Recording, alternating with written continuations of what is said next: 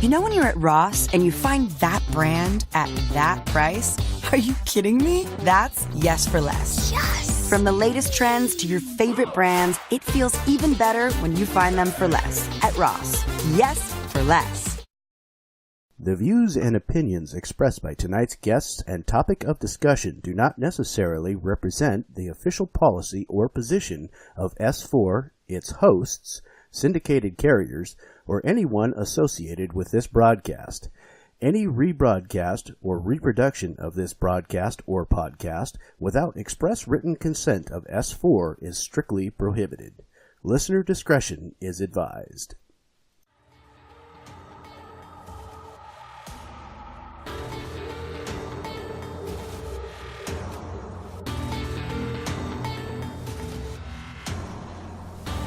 Welcome to S4 Radio.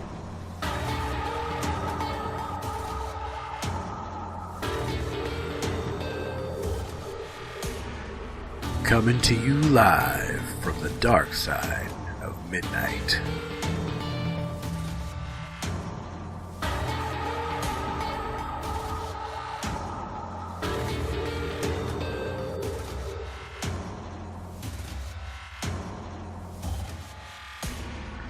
Climb aboard as we explore all aspects of the paranormal, from UFOs and Bigfoot to ghosts and astral travel, and all the fringe subjects in between.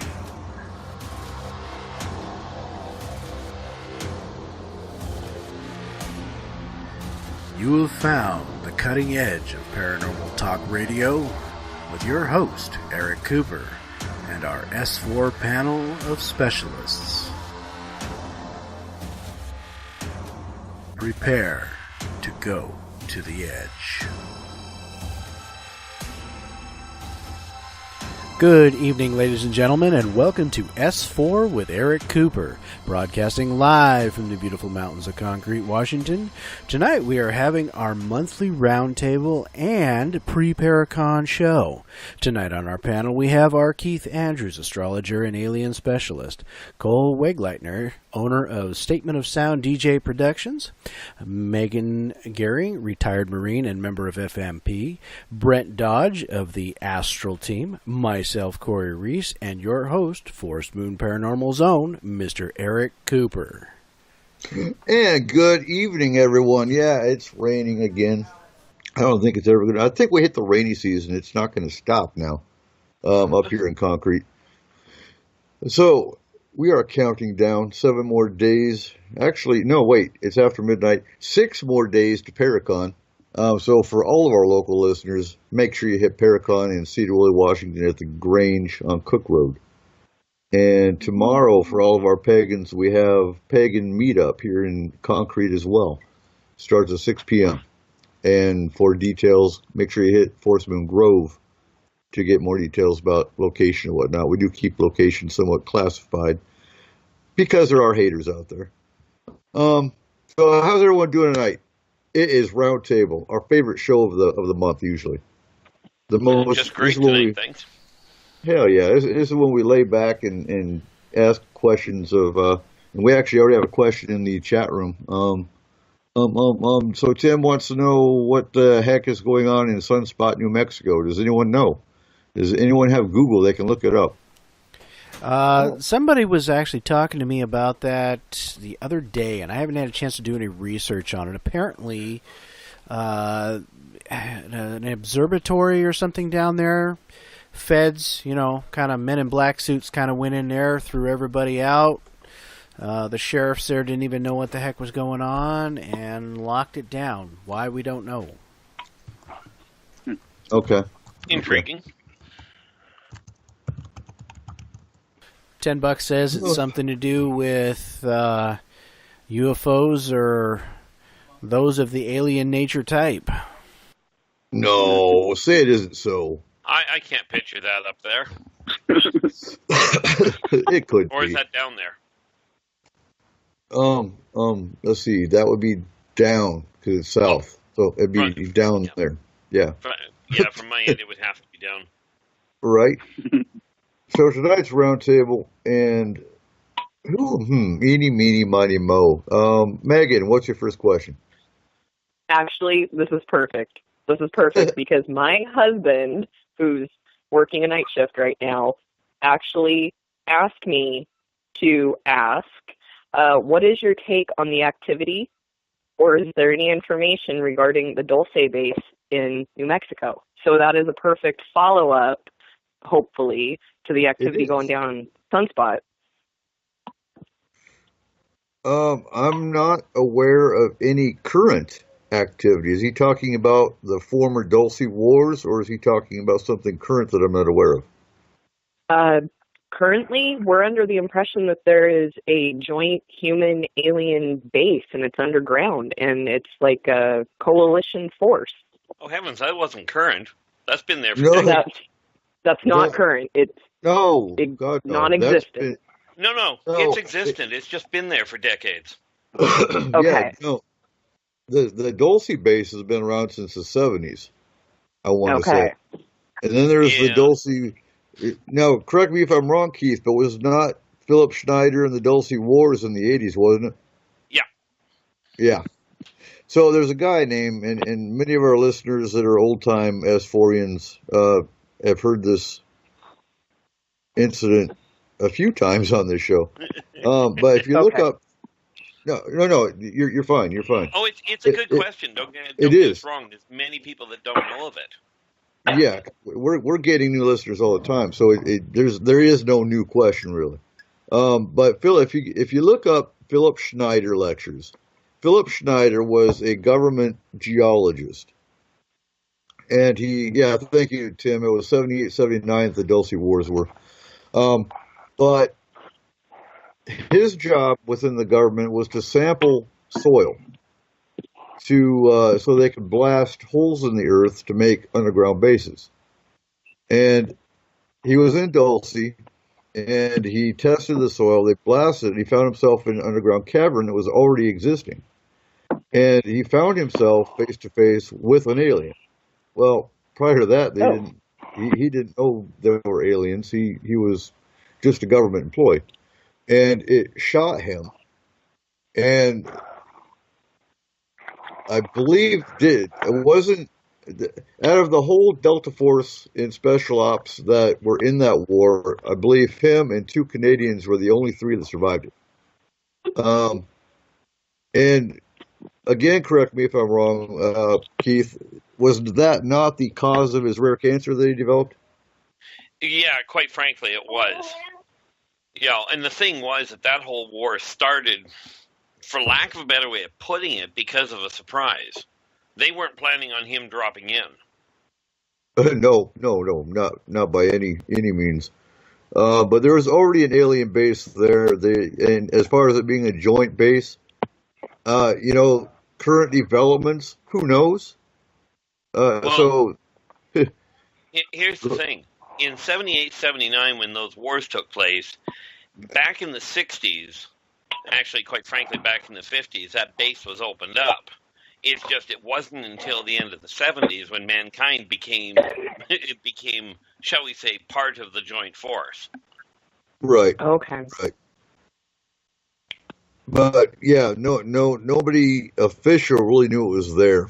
So I'm sure some of the black ops and the darker government knew it was there, obviously, but nobody passed down the memo, essentially, Well, it was supposed to be secret.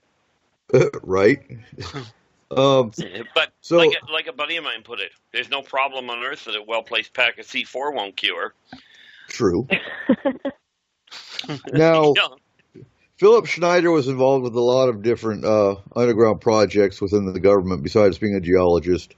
He made it through 22 lectures exposing them all, and they attempted to kill him a couple of different times, and they successfully strangled him with his, I'm trying to remember if it was catheter tubing, and they label it a suicide. Well, you can't kill yourself with catheter tubing. So, Yeah, kind of too yeah, flexible. yeah. Um, so look up Philip Schneider lectures. They're on YouTube. You'll actually see the lectures themselves. they are up, and you can tell by the age of the videos that they're accurate or they're really him and whatnot. Yeah. Good no, question. That's good. Excellent question. Great way to start the show, that's for certain. Wasn't it? Because I know Right. Cole's got an alien question too. Because him and I were talking earlier. So what's your question, Cole?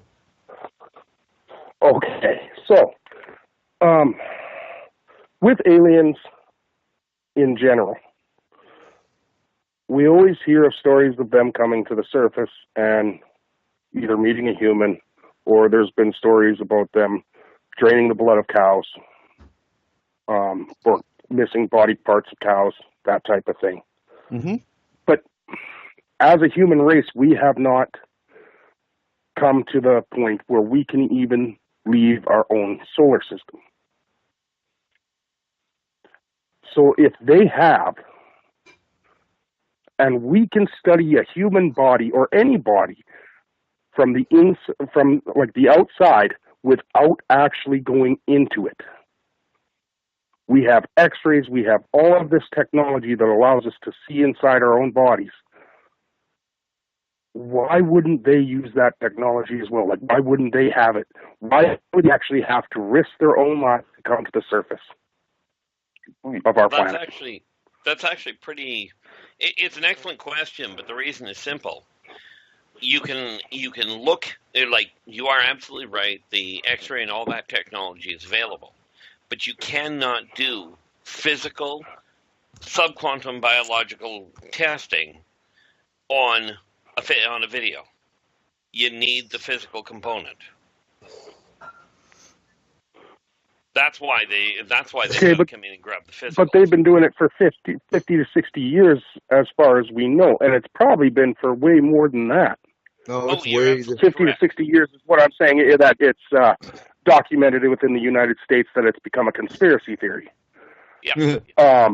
What I'm saying is, if they've been doing it for that long, how many times do they need to keep coming and doing almost the same thing? Like, you think about it, a lot of these stories haven't changed a lot of what people say has happened to them. Let me address something, Keith.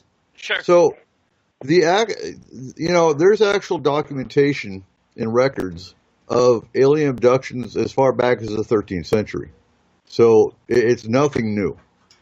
As far as why are they returning and taking the same, generally speaking, they take the same people over and over again because, one, they're checking for DNA manipulation. They're checking for DNA changes. And 9 out of 10 times when you talk to an abductee, you'll find that their parents had something happen, their grandparents had something happen, because they're watching genetic lines for changes. That's with one race. There's 16 different races that we know of, and Keith will tell you there's more than that, but there's 16 races that are documented that are abducting. One is for science. We do the same thing with the elk up here. Or, humans do the same thing with animals. They'll track them. They'll watch them. They'll do biological experiments on them. Certain alien races do the same thing on humans. Yep. Then you have the races that do social experiments. These are the abductees that talk about, basically it's called mind scans, where the aliens will go eye to eye with them after they've watched a cataclysmic event or a happy event on a TV screen. And they're watching emotion. These are your social experiment races. Then you've got, some races that just think we taste like chicken, and these people just kind of disappear and don't come back because they're eaten. Who am I missing? Then you got the Greys with the alien hybrid program. And these are the ones where the abductee is impregnated.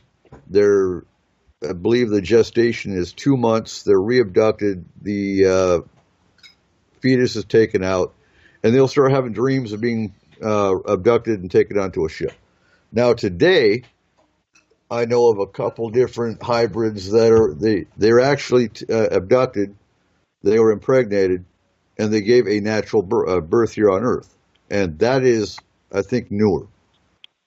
And so now you have alien hybrid children, which is part of what Keith will be talking about next week at Paracon.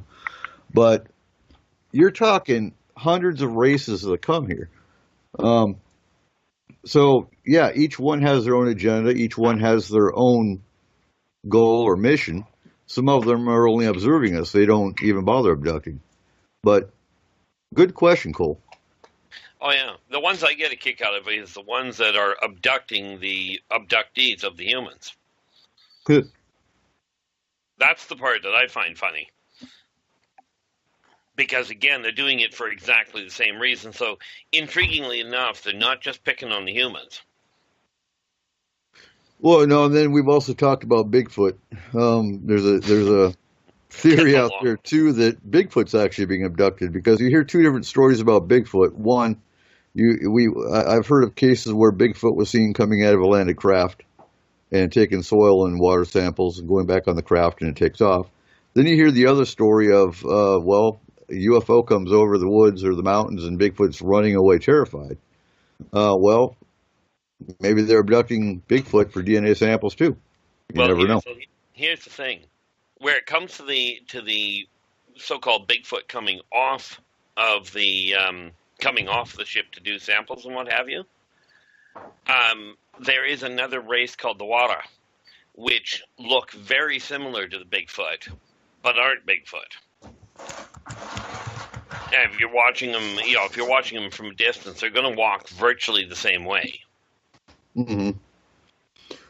Now, what's the description difference?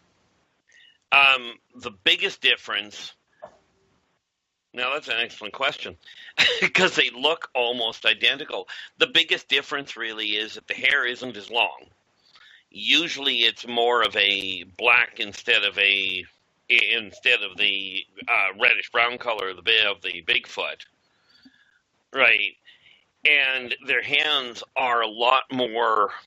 Their hands and feet are a lot more ape-like than what the Bigfoot is. Like, if you take a look at a Bigfoot print, it looks like an oversized foot. Mm-hmm. Okay, when you look at the water, it looks like a gorilla foot. Right. It's got that opposable thumb, which the Bigfoot don't have. Okay. But they walk just about the same way. There's actually an FMP. There's a nice track, and the guy has his foot right next to it, and you can. I mean, it's a good. I don't know. I'm bad at gauging size, but it's a good 16 to 24-inch track, and most of your Bigfooters will tell you that's probably a juvenile, based on the size of it. But yeah, I mean, Bigfoot and UFOs are probably the hottest topic in Washington State, hands down. So anytime we talk Bigfoot and UFOs, is pulls out a lot of questions. Oh yeah, definitely. Did that answer your question, Cole? Uh-oh. Yes, it did. Okay, excellent. Oh. Okay. No, we lost you for a second. No, sorry. Oh, you're fine. You're fine. Corey, Okay, so- have you thought of one yet? Not really, but I was doing a little research while you guys were having a little bit of a discussion there.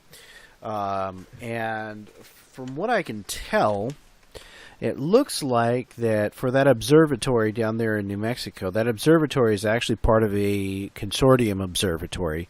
There's actually another observatory that's almost about a half a mile or so, a little bit more from that one, that's still up and functioning, that hasn't been bothered at all. But basically what happened was the FBI went in there, told everybody they had to leave, locked it down. It's got crime scene tape all the way around it. They're not telling anybody anything. But I question somehow the importance of exactly what's going on there, because they've actually hired an outside security company to watch over it. It's not like it's military watched or FBI watched. So, they've actually got a outside security company that they've told nothing, obviously. that have no idea what's going on there, to watch over the place while it's locked down and closed up. There was a congressman of the state, Stephen Pierce, who had reached out to the FBI's office and wanted some answers, and got told it's an ongoing investigation. They wouldn't tell him anything. Spokeswoman for the FBI declined comment, referring questions about the matter to the consortium that manages the buildings. And of course, the consortium that manages the buildings are saying, well, you got to ask the FBI. So everybody's pointing fingers at one another. So it's kind of an unknown exactly what's going on there. Some are speculating that it is alien in nature. Others are denying that it's alien in nature. So it's kind of one of those big question marks. We don't really know. So basically, we'll never know. Markham says he heard it has something to do with a spy thing.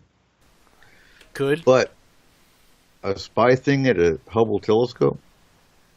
Sure. I mean, you aim the scope the right direction, bounce it off something. I'm sure you could probably see something somewhere else that you were wanting to look at. Well, let's face it. If they're looking for any edge they can get, and since things started to open up regarding the acknowledged existence of the off-worlders, it stands to reason that they're going to start hitting that, looking for what hidden information, the different governments have. Well, here's another question too: is that ever since we've started hearing about different government agencies, it's actually coming out in papers, looking at extraterrestrial or unidentified flying objects and such, and it's kind of becoming that, as we call it, soft disclosure coming out. More people are looking up, and more people are looking around out in space with telescopes and everything else. You got to remember that we went through the Cold War and a bunch of stuff. How many satellites do we have out there that are possibly weaponized that most people don't know about? There's those type of things. So could somebody be looking for something like that? There's so many different options here that could possibly be. It could be that somebody saw something out there that's top secret that they weren't supposed to. It could be that there's some sort of thing like what Markham was saying. It could be that there was an alien or UFO type thing. Nobody really knows, but that does pose a question. Are people going to start having troubles because they're seeing things out there that are supposed to be top secret? Well, that's the problem with the modern level of technology. Is so-called secrecy is going to be more of a problem, although I've always looked at the issue of things that the governments have done, like Area 51. There's nothing out there for you to see, and we'll shoot you if you come out to look. That leads right into my question, or one of them. So we all heard about Area 51. We all know about I think everybody in on this planet has heard about Area 51, except the flat earthers. Well, yeah, they bounce water off a plate, and we won't go there. You're welcome. They're below the Marines. Did I say that out loud? Oh. They don't eat color cream. You're going to get flack for that. I will. Right. So, what about Area 52? We heard briefly about Area 52, and I got to go back real quick and throw my disclaimer out there. I love Marines. We have Marines on the team. Marines are awesome. Anyone in the military is awesome. There you go. Because we'll catch flack, but that's okay. That's what we do. What about Area 52? Do we know where Area 52 is? Has anyone heard anything new about Area 52? Or is it Pine Gap, Australia? Well, it would not be a surprise to find them designating it as designating Pine Gap as 52, because there's another one. See, I don't know if that one's what they're calling Area 52, or if Northern China is what they're calling Area 52. Well, I heard a rumor too that it was Dugway Proving Grounds, but I don't think so. I don't think it is. Because Dugway's always been a biological facility. So I don't think they made a new designator. I mean, I don't know. I would have to do some research on that, but I wanted to bring that to the panel tonight. And actually, it's a question that's kind of popped into my head. No, actually, Eric, they did do a thing on TV here about last year about Area 52, and they did speculate that Dugway was the Area 52. Okay. And the question I got, if there's Area 51 and Area 52, that means there's 52 sites you could think of. Previous. Where are the other 50 sites? Yep. The thing you got to remember is they're not all in the United States. Right. Exactly. Every country. I mean, Brazil's even got one, I believe. Well, Brazil's got to have one because that's where they took the aliens that were in the crash in Virginia, Brazil. And go ahead. The thing I find fascinating is that most people that talk about these areas seem to be looking at them from a country standpoint, and contrary to the global unrest, that particular topic, the research on the aliens and what have you, that has been a united global front for decades. Right. So that's why I say the other 50 are not just relegated to the continental U.S. or, for that matter, to the U.S. at all. And, when you look back through documentation and history, Italy has been an alien hotspot, again, since the 13th century. Yep. So, I mean, it's all about where you find your research and how you research. But, yeah, we can go back to the 12th and 13th centuries, and probably earlier if you knew where to look. And if you had, if you knew the language. Underneath the Weeping Wall in Jerusalem is one heck of a hotbed of information. The Vatican, down where they keep the Dead Sea Scrolls, you'd be amazed at some of the stuff they've got down there. Right. And even when you go into Portugal, you'll find it. I think the United States, being one of the youngest countries, if not the youngest country, is probably the biggest hotbed and the most secretive. Now, why do we think that is? Well, primarily because of the fact that, it is one of the younger countries, and therefore they go an extra mile, if you will, to try and keep ahead of the game. But the other issue is that that's where a lot of the concentrated technology of the Terran technology gets shifted, especially from the potentially military standpoint. But most of the health technology seems to end up in China.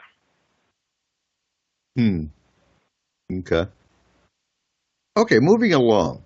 Brent, do you have your first question? Okay. Well, it's not really on topic, but it was the first thing that came to mind. We've never actually... There is no topic. There's no topic. Well, yeah, I mean, along with aliens. Completely off the topic of aliens. I understood that. Oh, that's okay. Any question works. Mm-hmm. Yeah. One thing I got to thinking that we've never touched on was reincarnation. What are some opinions on that? It's real. Reincarnation. Let me put it this way. That one can be, in a lot of ways, can be proven if you take a look, as it was put to me, at the circumstantial evidence. There are countless cases of kids that are born knowing details of people that they're not related to. Like, there was one child that was born that was he was born in Europe somewhere, but he had details of an obscure pilot's crash in the United States. Well, more to the point, from the United States, but a World War II crash. Right. I think it's okay. Yep.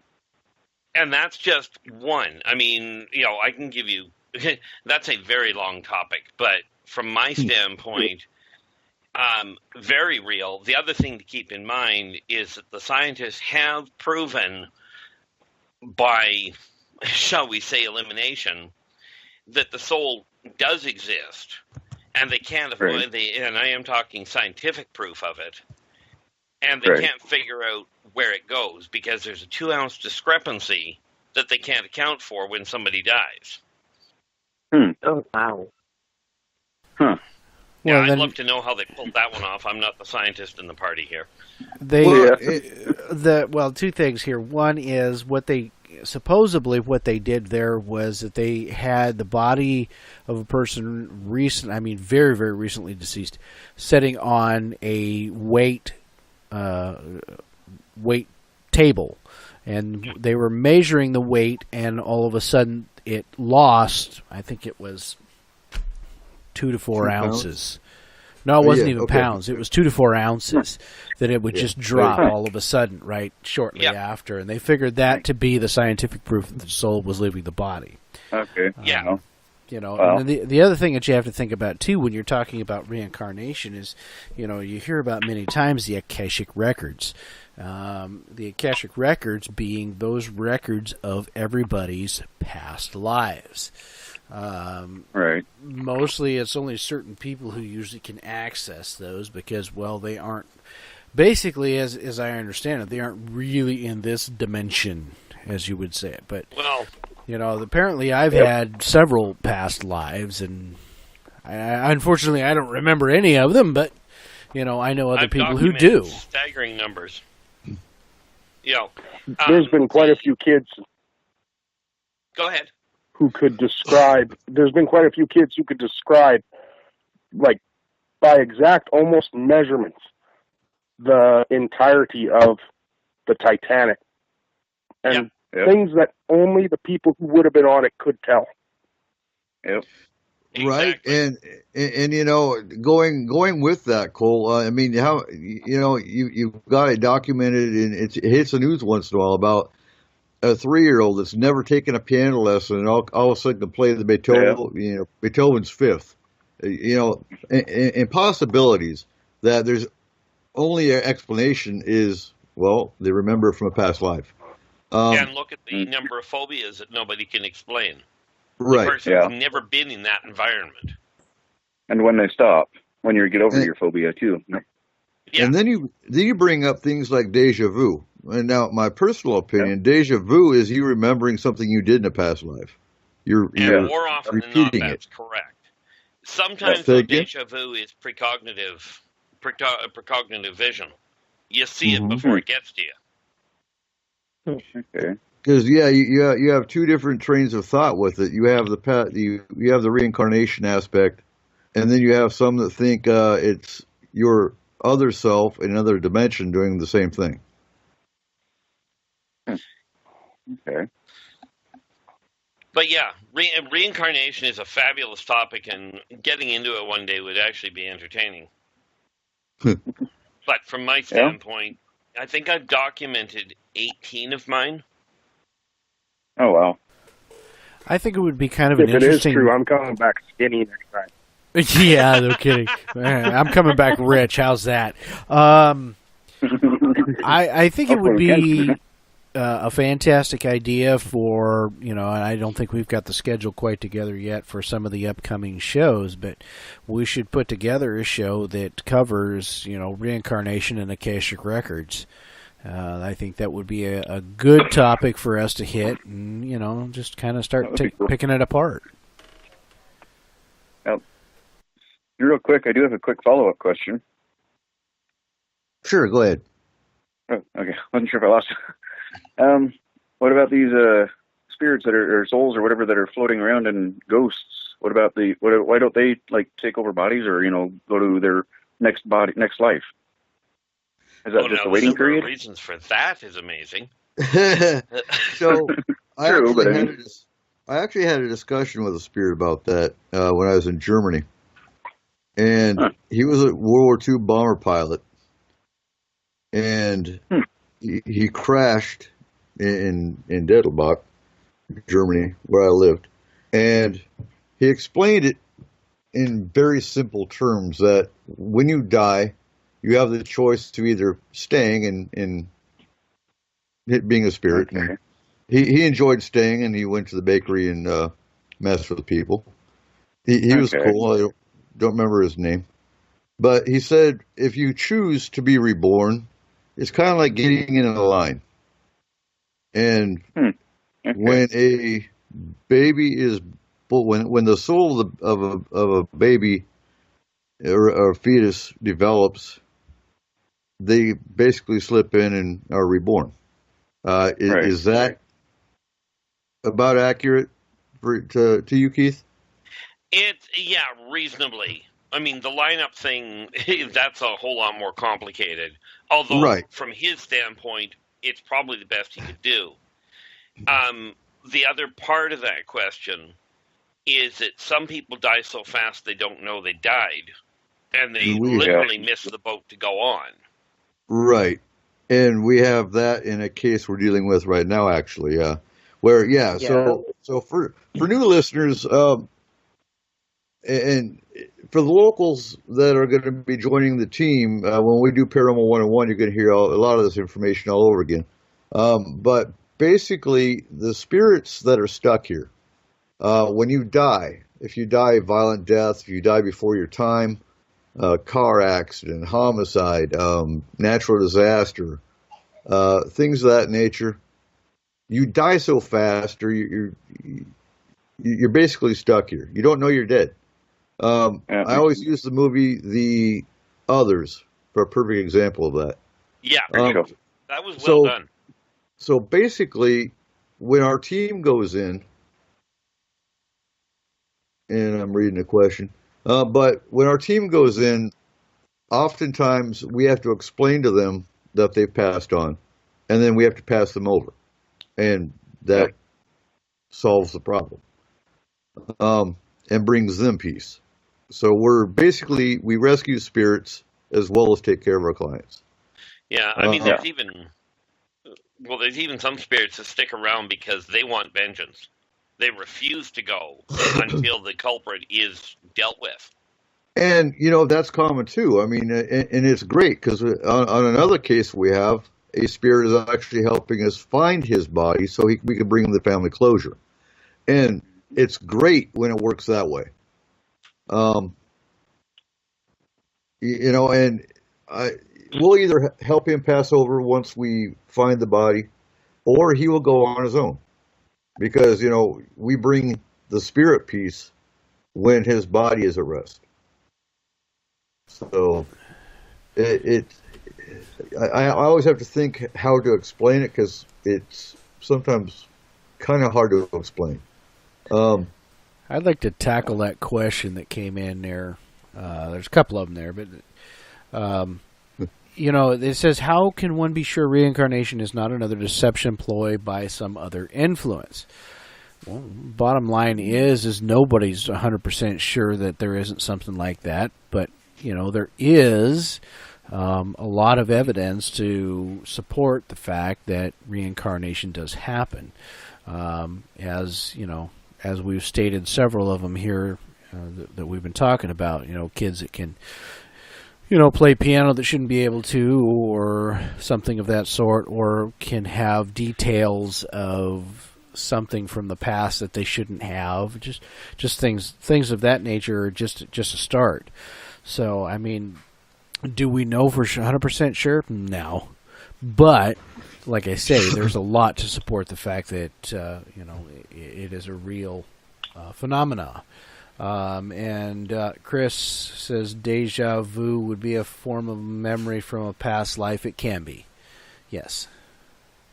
Not always. Not always, but it can be. I agree. Most of the time it can be. And with that, so each lifetime you have a lesson to learn. Now, getting to deja vu, if you're remembering the same thing over and over again, that means you're not learning your lesson, or the life lesson that you're supposed to learn to move to the next phase.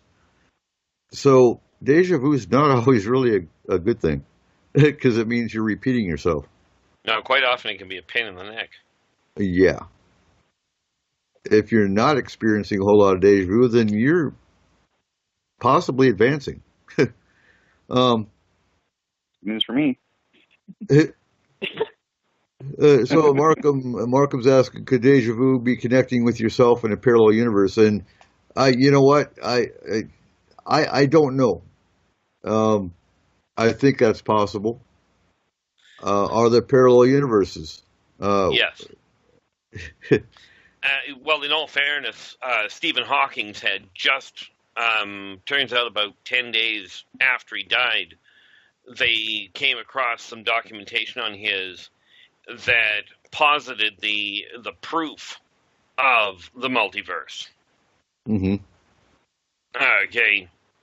And I know it's funny because I was talking to somebody about 3 weeks before he died, and they asked me how much he knew, and I had just finished telling them that he was on the verge of piecing it together. And wow, Go ahead. No, I was just going to say we have an active chat room tonight. But no, finish up, and I'll grab Markham's question here. Yeah, that crossover between other universes absolutely is one of the causes.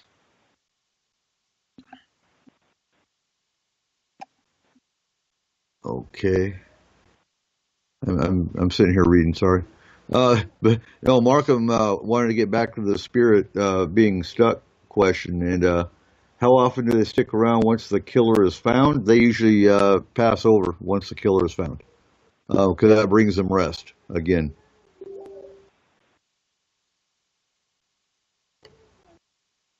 Okay. Who did we miss for first question? Oh, Keith. I feel so left out. Oh, sorry.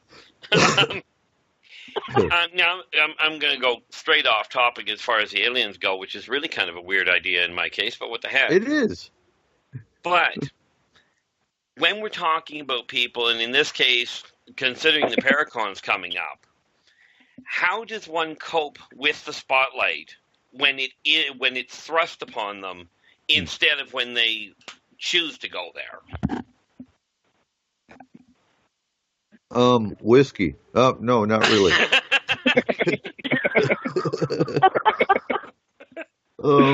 That's not necessarily a good thing to pass on to people. No, it's not. I know. When the spotlight is thrust on them, a heavy dose of valerian comes to mind. But that's just as bad as whiskey. No, not really. It's herbal. I got news for you, so's arsenic, but. So basically, you're saying when you're invited to speak at a Paracon and you've never spoken at a Paracon before? Actually, that's when you choose to go. But I'm referring to the people that, for instance, let's just jump to a well-known issue if you want to go that direction.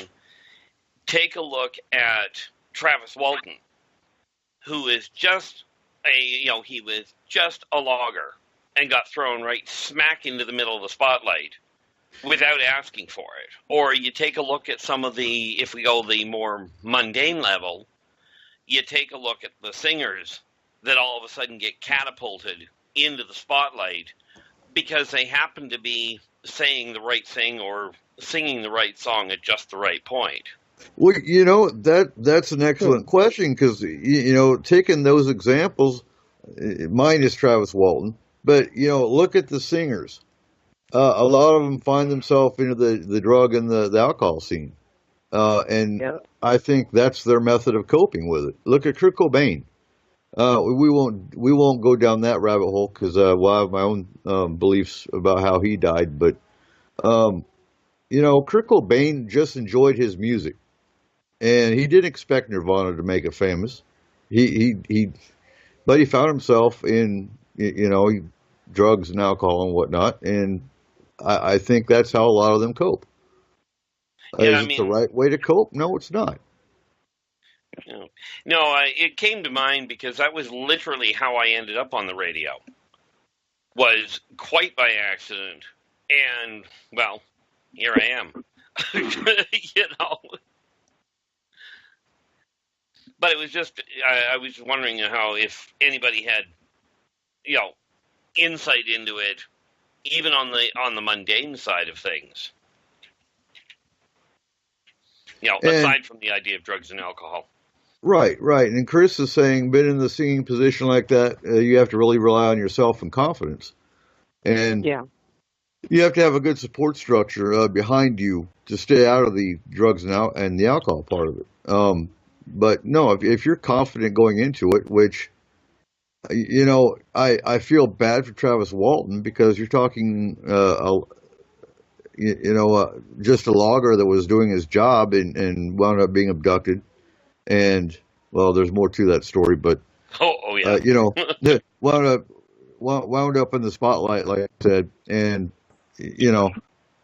but he's doing fine, so I think it depends on your inner strength, whether you make it or not. Yeah, and I do agree with that part, but I will tell you from everything I've seen, the support structure is literally the difference. It can be the difference, and more often than not, frankly, it's not the people closest to you or family, for that matter, that prove to be the best support structure. Yeah, and that's true as well. Yeah, definitely. So we're coming back around. Corey, what's your first question? I don't really have a question.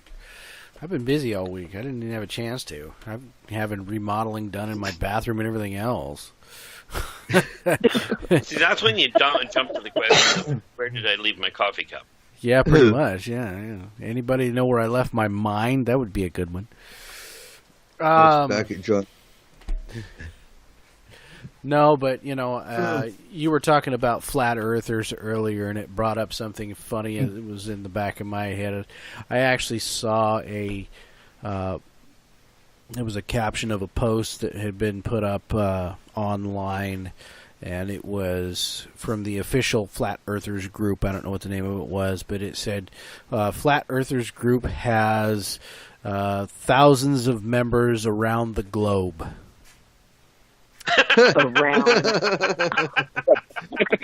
It should have said around the plate. Right, but I know it. And it's like, I'm just sitting here going, did you just really, as a flat earther, write that really? And this comes to the hypocrisy and the intelligence level of the flat earther society. Oh my. Yeah, I still remember that darn video of that guy said, here's proof of the flat earth, and he had that cup of water with a plate, and he was dumping the water on the plate saying, see, it's the water just bounces off because the earth is flat. So when it rains, the rain just bounces off because the earth is like, are you serious? It's okay.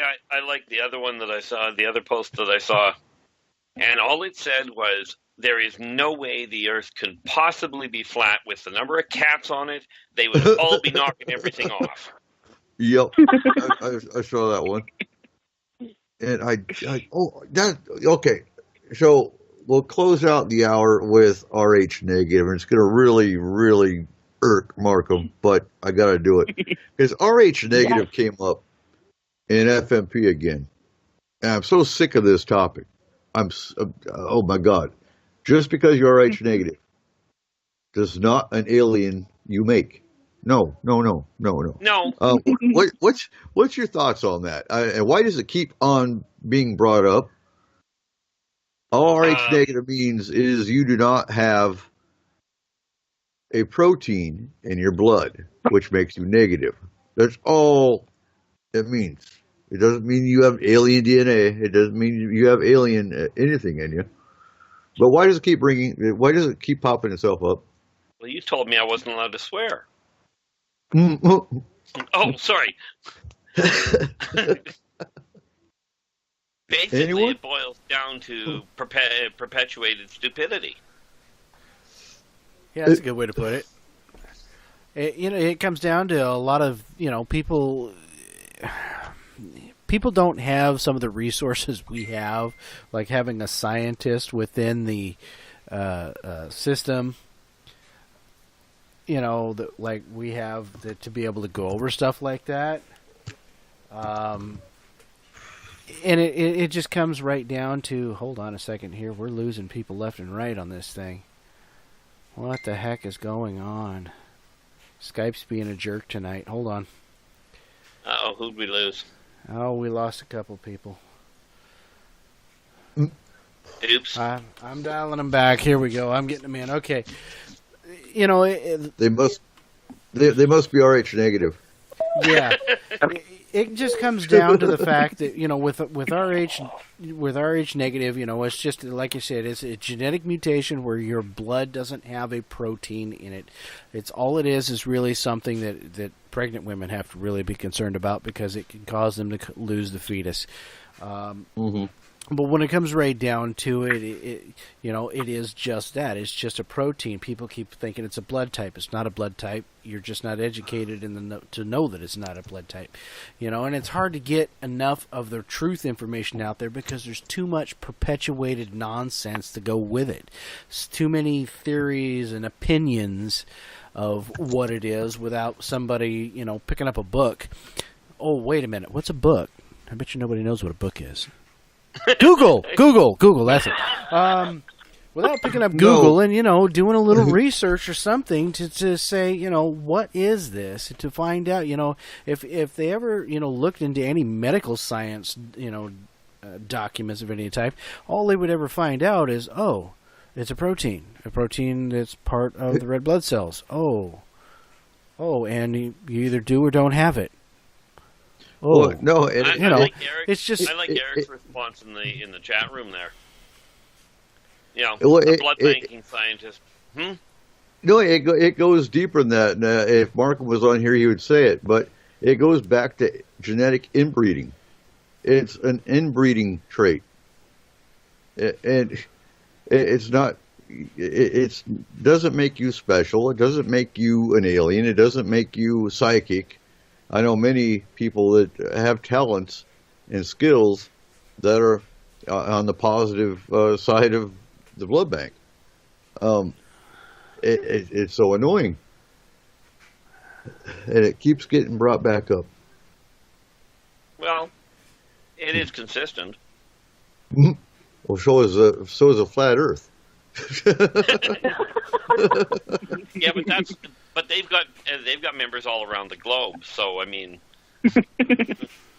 Around. I think they might be transitioning. Oh, Yeah, well. I loved that when I saw that post. It's like, really? Hello. Around the globe. Flat earther. Around the globe. All right, cool. All right, yeah, here we go. Intelligence But showing you know its what best. You know what apparently you can have both. You know what I haven't seen a lot of is A Nibiru. triangular planet. Oh, that. But I haven't seen comments about Nibiru anymore now that nobody can see it. Yeah. Yep. Which You know, which is neat, considering it was supposed to come through and turn the planet, turn the entire solar system inside out. Well, how many times did they predict the end of the world? 3 this year? Because Nibiru wasn't quite here yet. Well, yeah, it was never coming. But No, do you that's think? a whole different ballgame.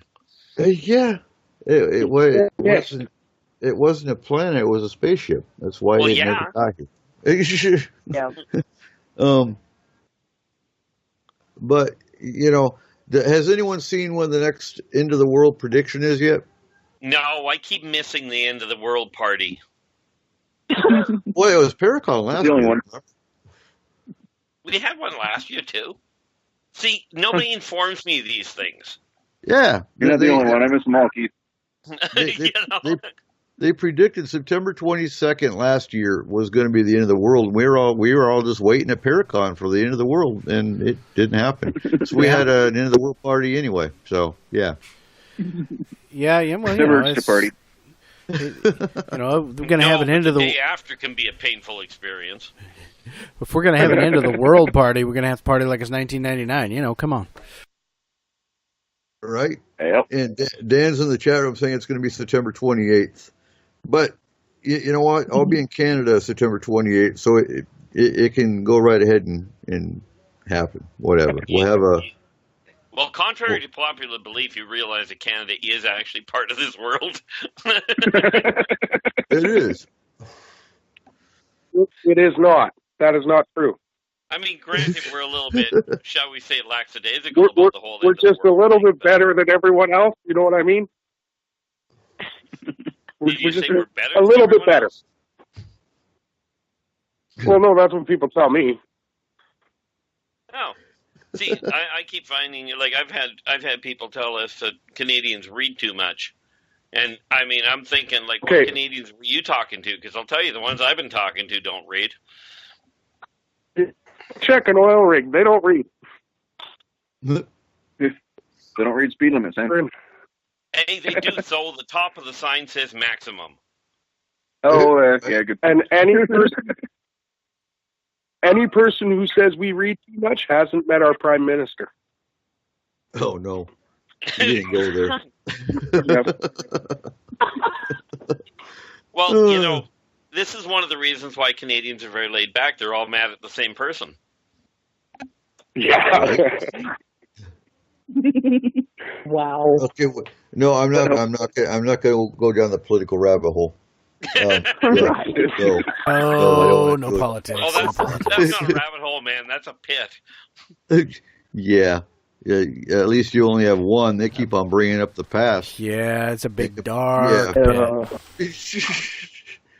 Oh, yeah. Anyway, it's the top of the, close enough to the top of the hour. Go ahead and take us into the break, Corey. Yeah, I'm going to do that. When we come back from break, we're going to continue our monthly roundtable.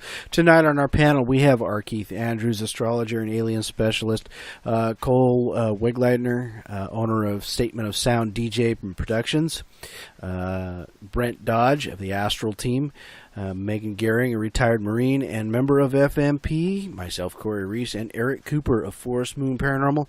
Join us every Saturday night at Pacific Standard Time. You can find us on Spreaker.com and the Fringe FM. And for local listeners, you can catch our shows on KSVU 90.1 on your FM dial, Saturdays from 10 p.m. to midnight.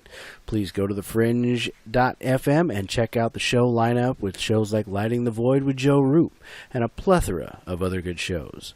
Ladies and gentlemen, we will be right back. This is Joe Roop from Lighting the Void, and you're listening to KTLK Digital Broadcasting Station, The Fringe FM. Hi, folks. CBD is the home run hitter for health right now. Why, you ask? Because of what it does for the body. Unfortunately, I can't tell you all about the benefit. There's reasons. Do your due diligence and log on to ancientlifeoil.com. That's ancientlifeoil.com. Ancient Life Oil uses organic ingredients and is blended in coconut oil for some of the best benefits. Legal in 50 states and non-psychoactive. Log on to ancientlifeoil.com. That's ancientlifeoil.com. Select Joe Roop at checkout at ancientlifeoil.com.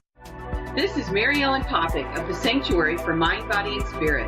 Listen on the Fringe FM every Monday at 5 p.m. Pacific and 8 p.m. Eastern, where we talk all things mind, body, and spirit. You'll learn things from the esoteric to modern-day health, as well as hear from incredible special guests. There will be something for everyone each week, so don't miss it. That's every Monday night, 5 p.m. Pacific and 8 p.m. Eastern, live right here on the Fringe FM. See you there. Reclaim your active lifestyle with Angioprim. Angioprim is the original liquid oral chelation supplement. Chelation helps remove toxins, heavy metals, and cholesterol in your veins and arteries that can cause blockages. Scientific research proves the active ingredient in Angioprim has superior oral chelation action that helps promote cardiovascular health. Find out more. Go to angioprim.com. Talk to a trained consultant by calling Angioprim toll-free 877-882-7221. This is author Gordon Roop of GordonRoop.com, and you're listening to KTLK, The Fringe FM. How you doing today, guys? This is Garrett Lee. And this is Randy Warner. From the Healers and Hellraisers podcast. A podcast about people. You're going to hear stories from the enlightening to the frightening. Told by those who lived it. Listen right here on The Fringe FM. Wednesdays at 5 p.m. Pacific, 8 p.m. Eastern, and on The Fringe Free-For-All, right here on The Fringe FM. Hey folks, guess what the number one phrase that Life Change Tea receives by email? You ready? We love this tea! We love this tea! Time after time, week after week, we love this tea! Life Change Tea gives you more energy, a beautiful cleansing, and fulfills its slogan perfectly. The tea that makes you go. So if you want to be on your health game, log on to getthetea.com and order Life Change Super Strength Tea. Packages come in a 1-month supply, and when you brew this stuff, wait until you see the results. Aren't we all about the results? And with a lot of people's health struggling, we can use a little bit of help. Doctors will tell you disease starts in the gut. So log on to getthetea.com. That's getthetea.com. Be our next email saying, I love this tea. I love this tea. Get the tea at getthetea.com. Helping America one tea bag at a time. This is Reverend John M. Polk from johnpolkmedia.com, and you are listening to KTLK, The Fringe FM. Paranormal radio hasn't changed much in the last 20 years. It's the same boring, safe, and easy radio. The guest comes on, the host asks questions, the guest answers, end of show, right? Not with the Paranormal Code. You actually get entertainment. You actually get information told to you the way it should be told. Very truthful, very direct. I'm your host, Rich Giordano of the Paranormal Code. You can listen to me Monday through Thursday, 10 p.m. Eastern, 7 Pacific on the Fringe FM. I hope to see you there. Are you intrigued by Paranormal Talk Radio? You'll love the new Paranormal Radio app from TalkStream Live. You'll find a great selection of talk shows covering UFOs, ghosts, strange phenomena, and much more. Download the Paranormal Radio app now and start listening to the very best in paranormal talk entertainment, including the network you're listening to right now, the Paranormal Radio app, free in Google Play and the iOS App Store. Hi, this is Ryan Gable, host of the Secret Teachings radio show. If you are interested in ancient knowledge and hidden mysteries, as well as a unique and balanced perspective on conspiracies, symbols, and the occult, then join me every Saturday, Sunday, and Wednesday at 1 p.m. Pacific Standard Time, 4 p.m. Eastern, right here on The Fringe FM. Hey, this is Kurt Green from the Kurt Green Hour. You're listening to KTOK, The Fringe FM. Welcome back to S4 Radio. Welcome back. For those of you just joining us tonight, we are having our monthly roundtable. On our panel, we have R. Keith Andrews, Cole Wegleitner, Brent Dodge, and Megan Gehring. Welcome back, everyone. Well, thanks for having us. Thank you. Good to be here. Always love the roundtable. So it's a fun one. Megan, what's your second question? My second question, okay, so actually, current events, I'm partially inspired because of Hurricane Florence that's affecting the East Coast right now. By. Well, my brother you're into surfing, that's why. Oh, totally. No. My brother is actually stationed in Norfolk right now. So he is on my mind, as well as some, personal friends and stuff. So I was actually wondering, what is the actuality of HAARP steering hurricanes? Periodically, yes, but very seldom. This one is a natural concern. Understand? Okay, because it was huge. Yeah, this one they said was unnaturally larger than most. Yeah, they're not going to like what's coming. And I believe November is actually when the hurricane season is supposed to end naturally. Okay. Is it November or December? Well, you're actually in hurricane season, so it's not. I think the size of the hurricane was probably the most unusual part of it. But was it HARP? I think HARP gets blamed too many times. Yeah. Okay. I mean, you start looking at HARP seriously if you're having hurricanes in the middle of June. Yeah. True. No, my concern, and I haven't been watching the weather, but my concern was that those three weather cells those three storm cells were going to connect.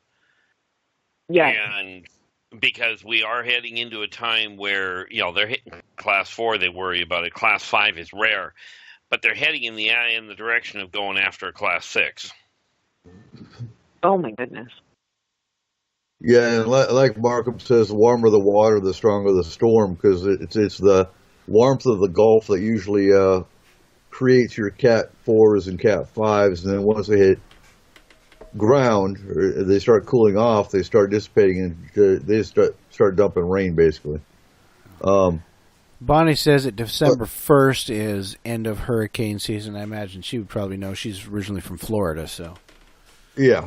Excellent. Yeah. Well, and Izzy being from Alabama, I've learned a lot about hurricanes from what she's gone through with Katrina and some of the other ones that she went through. But yeah, like I said, I think HARP gets the blame too often. Not okay, all even when HARP. it dissipates. Well, here's the thing. HARP itself is a first-generation atmospheric generator. So having it target the weather to slow it down, which is what it was designed for in the first place, is actually a good thing. The problem with HARP is that somebody that's in the saddle keeps playing around to figure out what damage gets done. But you have to in order to understand how to slow the weather down to make it work properly. Mm-hmm. And before people go there, that's mankind's invention. That one didn't come from off-world. Well, and not to mention, you're playing with Mother Nature. Yeah, and that's always a bad idea. The more stuff you create, and you throw everything out of balance, then you're going to start creating the storms that HARP's not creating, but it did indirectly by them messing around with stuff they shouldn't have been playing with. Look at that neat little primary consideration called the killer bee. Right. That was mankind thinking it was better than nature. So, for some of the new people that are in the chat room, go into and kind of explain what HARP is a little bit. I'd have to. I can't remember exactly. HARP stands for high altitude. Help me out here, Keith. Atmospheric. Yeah. Sadly, the acronym I can't help you out with. No, High Frequency Active Auroral Research Program. Thank you, Dan. And we've actually done a show on HARP, I think last year. It's not a topic we breach a whole lot. And like Keith went into, it shoots ionizing radiation, I believe. Depending on the situation, but yes. Yeah, and I want to say the stratosphere, because like I said, we've done shows on this before. I just can't remember all the details of it, but basically they're shooting what's not natural into our atmosphere and manipulating the weather. Yeah, it's a high-frequency pressure waves that they're also using. They noticed that the atmosphere itself of the Earth, where they would use that, would actually bubble up. kind of like a bump on the outside of the Earth's atmosphere for a short period of time, which could be another serious issue. Yeah, and the unfortunate part is when they do that, like you were mentioning a minute ago, it sets up a chain reaction that gets right out of hand and destabilizes the whole thing. Okay. Yeah, and Markov's explaining is originally supposed to allow radar to see over the horizon as an early warning nuke detector. And then they started playing with it. Now, physically, it's in Alaska. And it's an array of antennas that's, I believe, 1 mile by 1 mile. Jesse Ventura actually did a show on it with conspiracy theory. And actually talked to a scientist that worked on HARP. And it was also supposed to be part of mind control. Now, how much of that is fact and how much is fiction, I couldn't really tell you, other than watch the show. And the scientist, or this doctor, actually goes into it. That it is part of the MK Ultra program, I believe, in later designs. Yeah, and the MK Ultra, that's a whole other can of worms. That's all right. I think we. Okay, well, if I could interject one small follow-up question with HARP. Have you guys either heard of Air Force enabled boats or planes with a micro HARP system, or just a HARP system that's actually on a boat? Yeah, they're trying to weaponize it. Okay. Oh, that's wonderful. Yeah, I had a slightly different definition of it, but what the heck?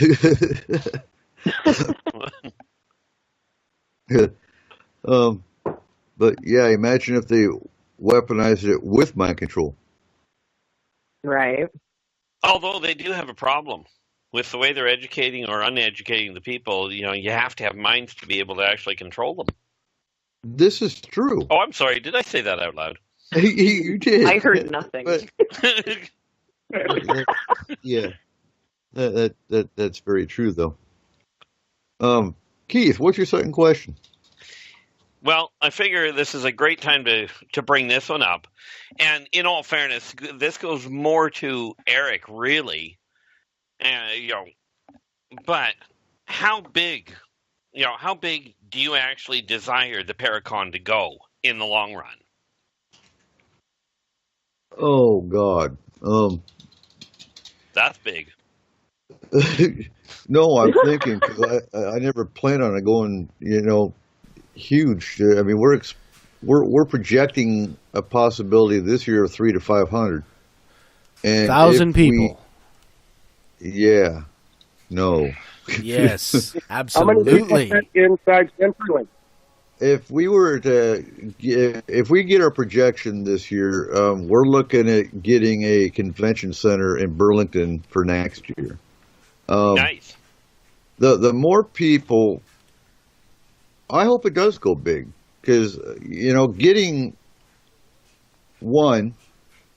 all the people that want to learn in one spot, all the people that My apologies. Oh, you read Markham, I know. Yep. Sorry about that.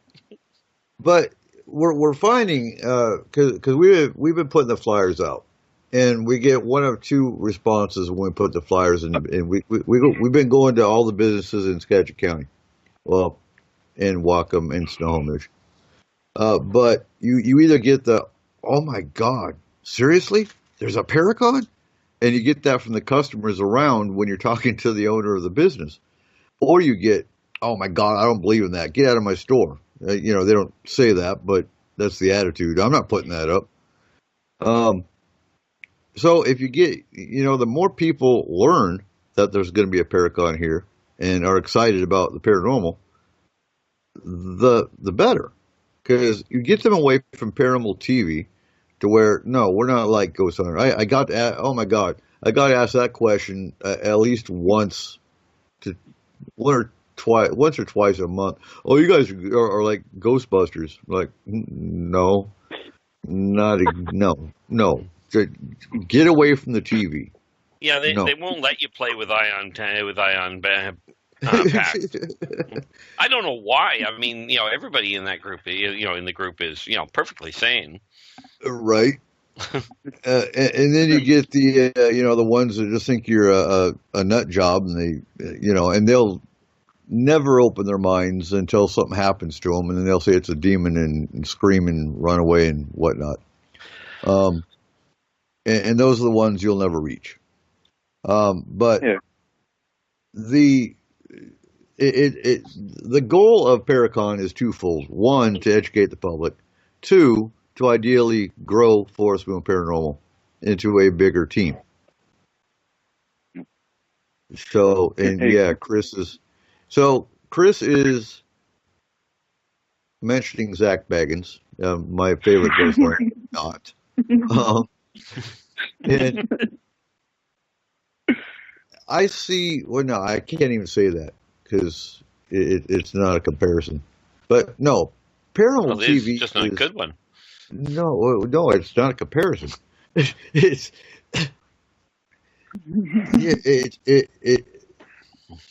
like rubbing pulling your fingernails down a chalkboard.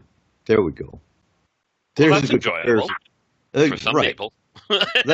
That's Zach Baggins and Huff and all the ones on TV that have the director kicking the door in the background and tossing a rock across the floor and going, "Oh my God, did you see that?"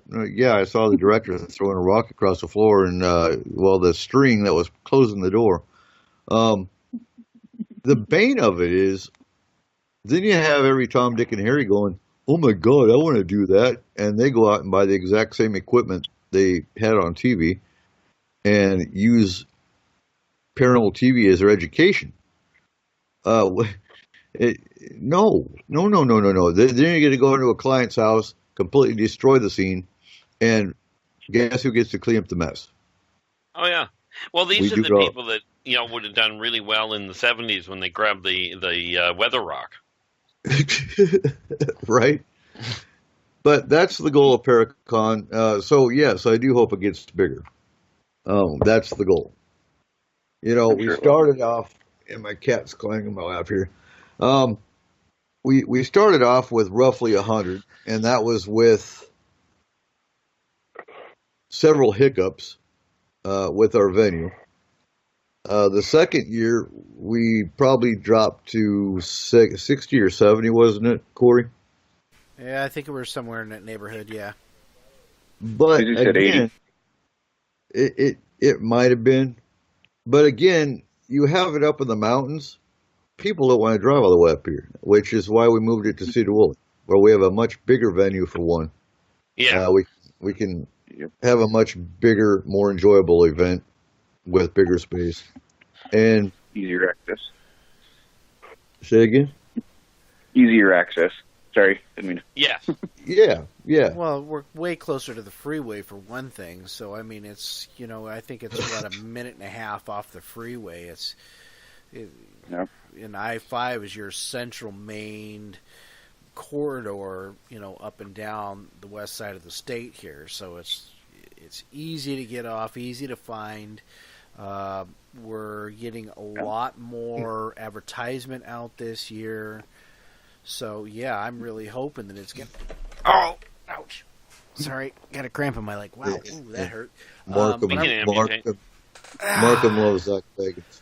Yeah. See,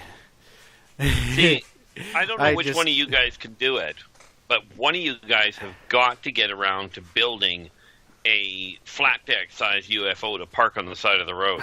Well, that's going to be one of the things that we're going to work on, I think. We discussed that, but we have to find a fabricator to build it. Chris has two talk to questions. Markham. He's the scientist that can get it in the air. Yeah, I know it. We just got to get him here to help design it. So Chris has two questions for you, Keith. How many alien types are there? Is there any weapon known to fight them?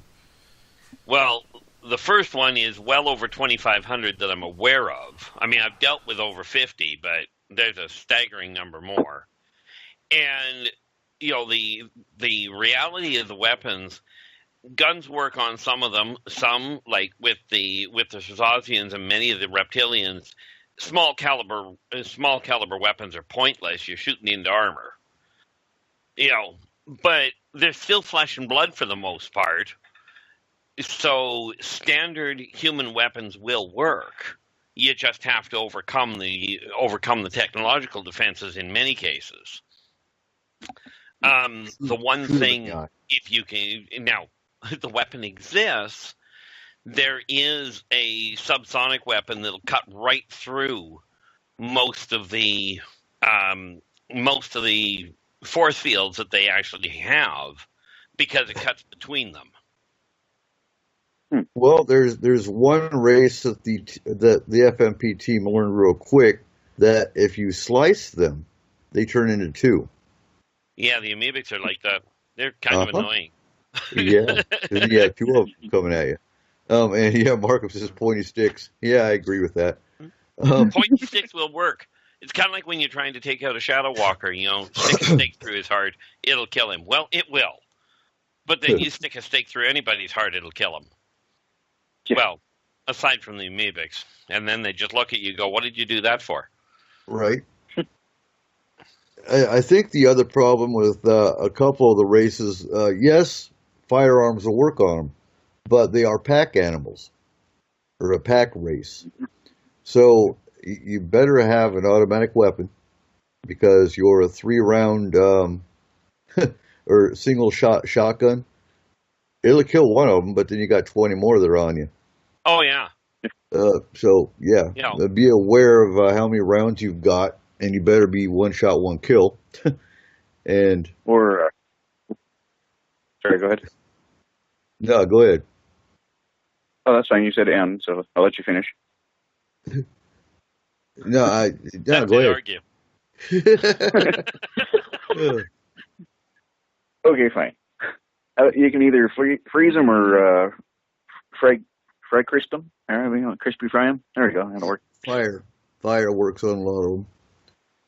No, I was going to jump on because Matthew's got a follow-up question. How many other life forms walk around like regular humans? Mm-hmm. Well, again, we're looking at the literally hundreds that walk around in the same fashion. They don't look like normal humans. Like they never pass for them, but they're still bipedal hominid in appearance. We take a look at the quite literally what you guys know as the predator. It's a real animal. It walks around like humans, but it certainly isn't going to pass for one. Mm-hmm. Yeah, but you got the Nordics, they pass for them. They will pass for it. The Mobians will. Radio Command, which is a subgroup of the consortium itself, they pass for humans quite nicely.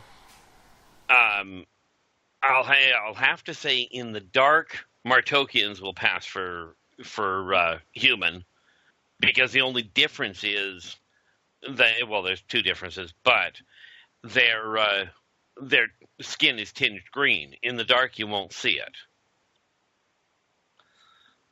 And of course, your shadow walkers, they look identical to humans. You just don't want to invite them to dinner.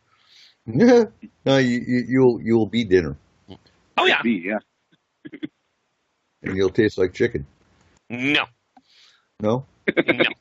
And blood type does taste differently. Oh. Hey, there's a question for you, Keith. What do humans taste like? Has any of the species told you what humans taste like? Yeah, they taste like human. Although I will tell you, the East Indians are a little spicier than what the Westerners are, and the Irish and the Scottish. I'll tell you can get drunk eating those. Okay, so Matthew has a follow-up to his other question. Can they mess with your mind, all types, or just one kind? So, reading into this, can any of these aliens manipulate your mind while they're walking amongst us? Absolutely. Pleiadians can modify what you see. Well, they kind of have to. That's kind of a defensive measure, isn't it? Yes. Although, in all fairness, you'll never see a purebred Pleiadian on Earth. They can't handle our environment, can they? Nope. It'll kill them. Yeah. Yeah. Now, the hybrids, they can modify what you see. Okay, the Greys can certainly do so. Okay, when you look at the Orions, they have an ability to modify what you feel, not so much what you see. Mm-hmm. It makes negotiating with them a royal pain in the neck because they will make you feel like you want to give it to them for a better price. Now, for our new listeners, the Pleiadians are a race because I get in this argument. Well, not even an argument. I get in this discussion. Because there's people that, how can you say all aliens are bad? I've had nothing but good experiences. And then you got the ones that, how can you say all aliens are good? I've had bad experience. Well, you know what? There's good and bad in all races. And there are good and bad races. The Pleiadians, for example, are a positive race.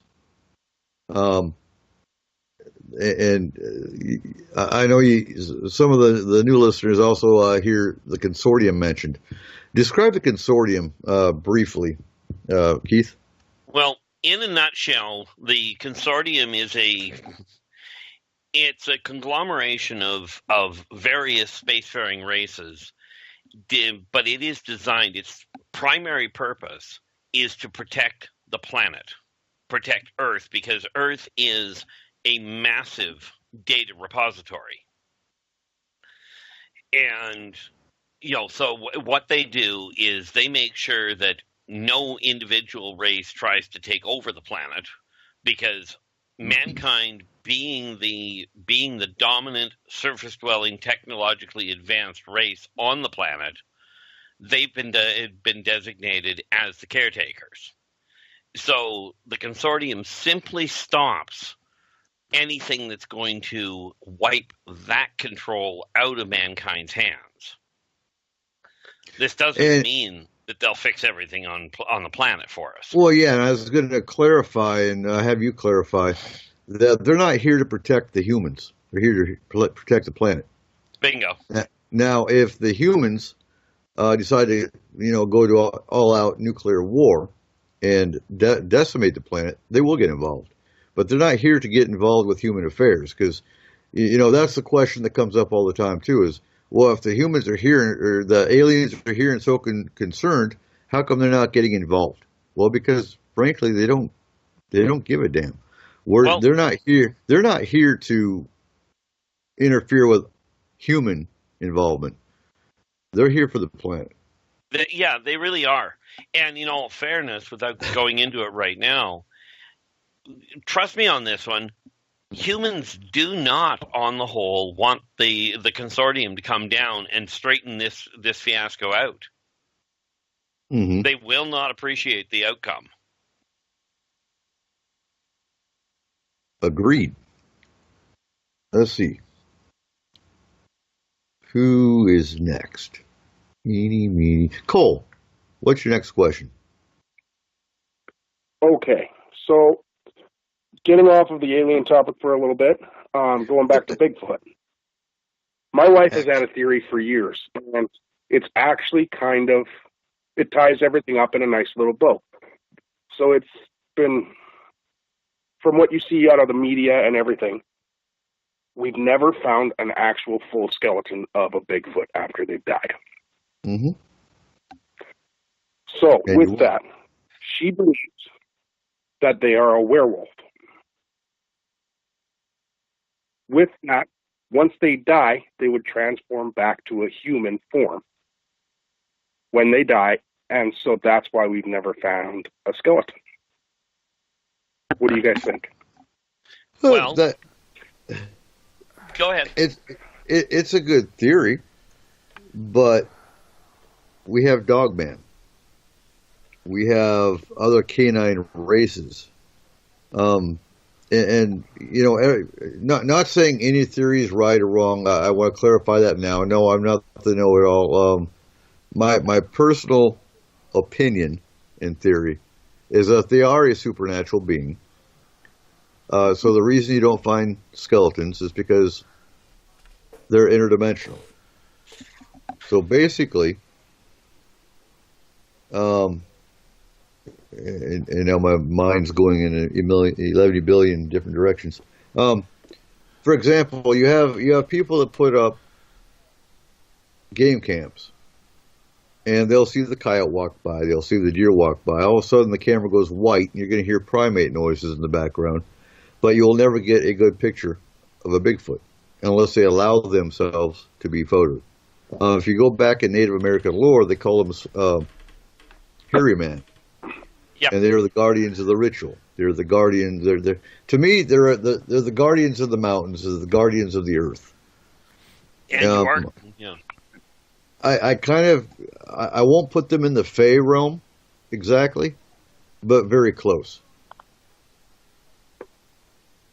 Okay, so I want to jump in here for a minute. You know, there's a couple of things, a couple of trains of thought. One is, and Markham in the chat room touched on it, is that, you know, they bury their own dead. They seem to be intelligent enough that I don't see that that's something that's totally unplausible. The other thing that you have to think of, too, is that when things die out in the woods, they don't last very long. Not even hair or bones or anything lasts very long. I mean, how often do you walk out going through the woods, keeping in mind that, you know, animals like elk and deer and everything else, they die on a regular basis. You know, there's always animals out there passing away. How often do you walk out there and just find something dead laying around out there? It's not that often. And it's because the elements themselves take care of that. I mean, other animals, weather, bacteria, all of that stuff, you know, can cause very rapid breakdown of flesh and bone in all reality. So it's not out of the realm to say that, you know, if one of these things dies out in the woods, because it doesn't seem like there's a huge population of them. But if one of these things dies out in the woods, you know, it's pretty safe to say that it's likely that, you know, if they aren't burying their own, that they're not going to last very long, just because of all of the elements that are out there, animals and such. It'll be gone, bones, hair gone, nothing. You ain't going to find much. And honestly, I think the biggest population of Bigfoot you are going to find in one location is right here in Washington State. Yep. To be honest with you, I think California between Washington and BC. Yeah. I think the close second is California, but Skagit County is tied with Grays Harbor County for the hottest spot in Washington State for Bigfoot, with Skagit County being the number one for UFOs. Perfect spot for a paracon. But, you know, I'm going to continue with Bigfoot because we haven't hit on that topic much tonight. But do you think there's going to be a day where it's more federal government recognized? Because, you know, I saw a sign in FMP. Somebody took a sign that was in, I want to say, Montana, that actually said Sasquatch territory, and it was actually a government sign. It said, "Beware of falling rocks," because, you know, the Bigfoot throws rocks. But, you know, there's Washington State, it's illegal to kill Bigfoot. I know there's a province in Canada that it's illegal to kill Bigfoot. Do you think it's going to be more federally recognized that Bigfoot is an actual creature? Yep. Within about the next 20 years. Next 20? Why so long? Well, because mankind is a little slow. Oh, I'm sorry. I think there are more than I can get on board with that. I find it interesting, though, because you have, I believe it's Yeti that's in India. You know, there seems to be cousins, essentially, of Bigfoot in other countries. And they seem to be more, you know, believable, I guess, in those countries. Why is it that the United States seems to be the slowest of recognizing things? That, in my opinion, is because the United States is far more focused on the scientific proof instead of the esoteric feel. Okay. That makes sense. The ironic part is that Western society and a lot of Eastern society, in all fairness, has gotten to the point, has arrived at the concept that seeing is believing, whereas the reality is if you don't believe in the possibility, you're never going to understand the reality. Well, I like Markham's answer, because Markham's in the chat room saying economics, because think of the problem that once the government says they exist, the logging business is going to be decimated. And I'd agree with that. Look at the spotted owl in Oregon. Yeah. So very, that's a valid point. And it seems like everything is always about the almighty dollar. It's always about money. Yeah. I absolutely agree with him. And yeah, once they're acknowledged and their status must be determined and their rights, etc. What's your thought? I kind of feel like what's going to happen is that because we seem to be so stupid about, trying to kill each other and, having greed and everything else like that, Bigfoot's going to out-survive us. Good bet. We're going to kill each other off to the point that there ain't none of us around, and Bigfoot be the last one walking on 2 feet walking around here. Well, let's face it, he's outlived 2 other generations of humans, 2 other incarnations of humans. This would just be the 3rd one.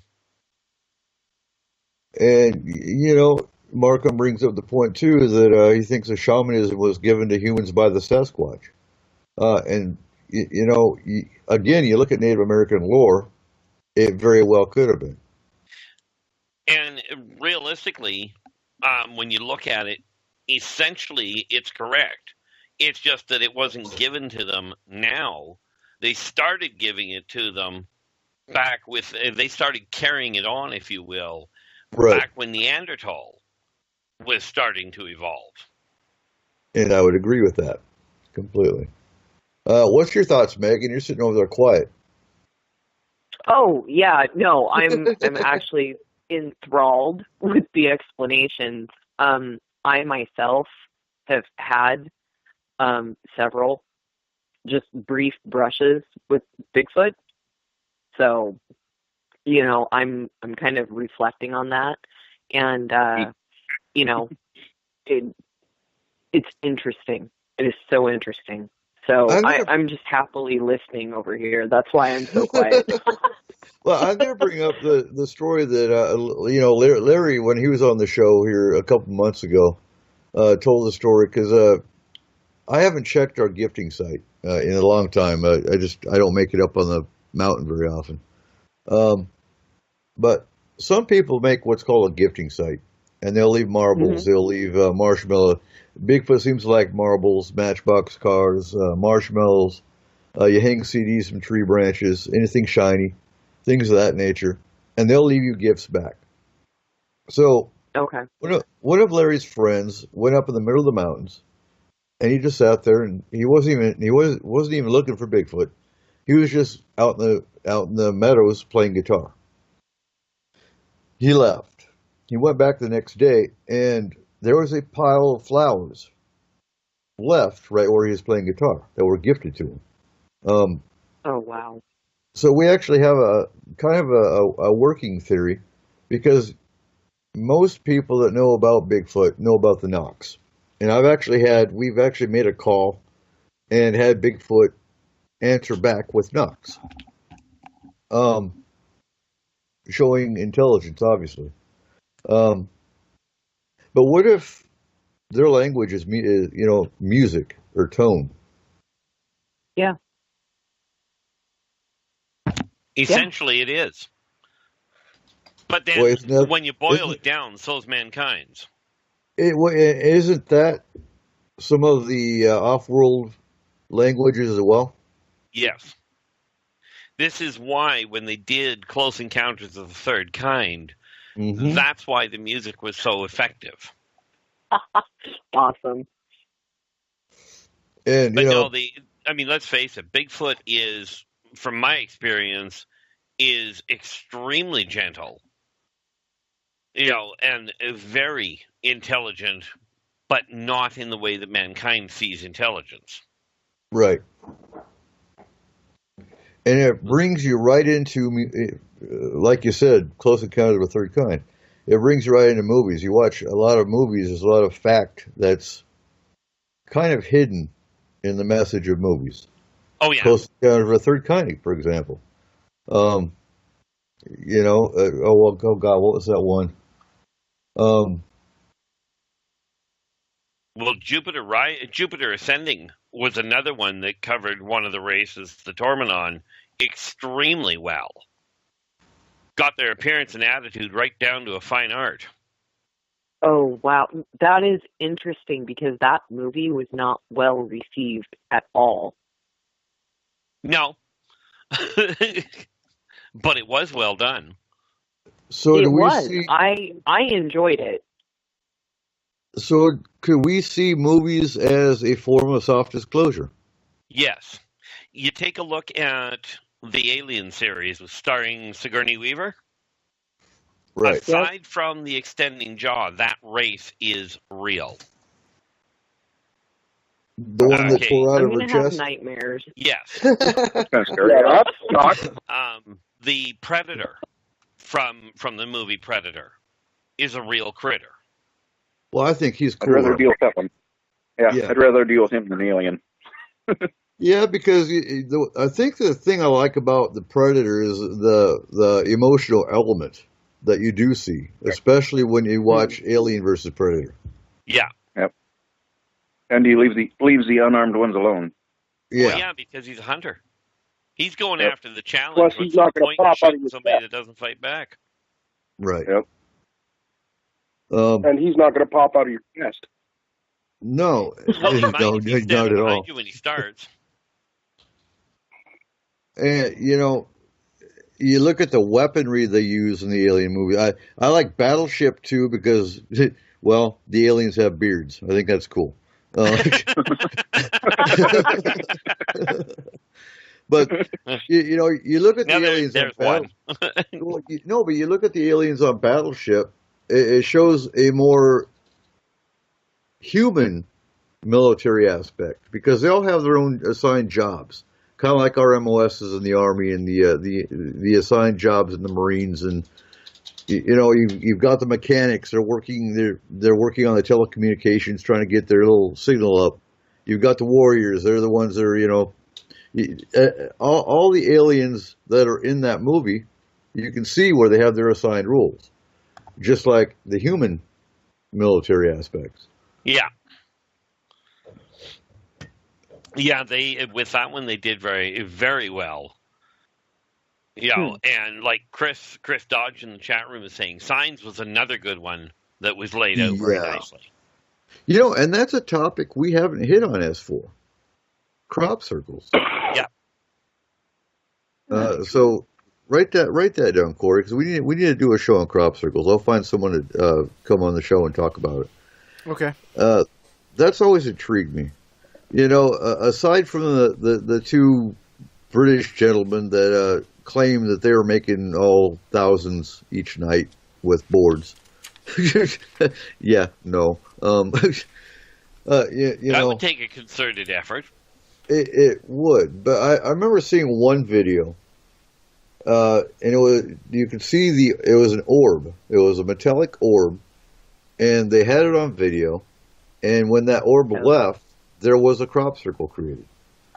Some of the explanations of crop circles have been, one, humans. Two, the wind did it. Yeah, no, I don't think so. That's a pretty specific wind. Ain't it? And the difference between faked crop circles and true ones, I've done some research on it, but you will find with the legitimate crop circles in cornfields, for example, the corn stalks are bent without being broken. They are intertwined, And if you look at them, if you take a sample, you'll actually find genetic manipulation. And hyperdensification of the soil. Yeah. And nothing will grow there. You'll also find radiation traces. So those are some of the differences between true crop circles and faked ones. Linda Moulton Howe, I know, has done a lot of research on crop circles as well as the cattle mutilations. Because I know cattle mutilations was brought up earlier. Cole asked about them.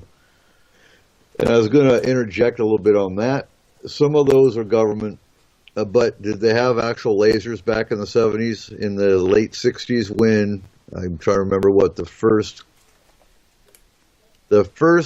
cattle mutilation that they actually started talking about in the media was a horse. And the jawline was cut off. There was no blood on the ground. There was no blood in the body. It was completely extenuated. I'm saying it wrong, but yeah. You're close. Whatever. Yeah. Hey, Andy. Andy's in the chat room. He's one of our resident Australians. But, you know, and you can find the video in Norway, too, where they actually found a human mutilation. You won't hear about them so often. I think they happen more often than not. They just don't want to freak people out. Yeah. Pretty much. But, you know, look at Dyatlov Pass. Dyatlov Pass is another example where I believe it was the eyes were missing. And part of tongue. Part of the tongue was missing. And, you know, hearing it was animals, no. You can see the difference between animals eating and a laser style cutting. Yeah, and animals wouldn't pick specific parts to eat. No, not at all. But I want to get Linda Moulton Howe at Paracon one of these years. You were talking about the size of the Paracon. Yeah, I want to get some headliners, at least one headliner a year. Well, if we get to where we've got 1,000 people, you know, coming to the Paracon, then we can look at trying to pull something like that. Because you know the first thing that any headliner is going to ask, how many people you going to have coming to your Paracon? Whether we like it or don't like it, whether we agree with that, don't agree with that, that's going to be the question that's going to be asked of all of the headliners, because the fact of the matter is they can go to other Paracons, they can go to the Paracons that get 1,000 plus. So, but it depends. It depends on the person, because Linda Moulton Howe, for example, I tried to get for the first year. Our first annual Paracon, I actually talked to Linda. And she didn't ask how many people. She didn't care. She has family in Spokane. The only reason she couldn't make it, she was booked that year. So I can actually reach out, and she is one I can get. And I would love to, she's one speaker I would love to hear talk. I mean, she was back in the 70s, I believe it was.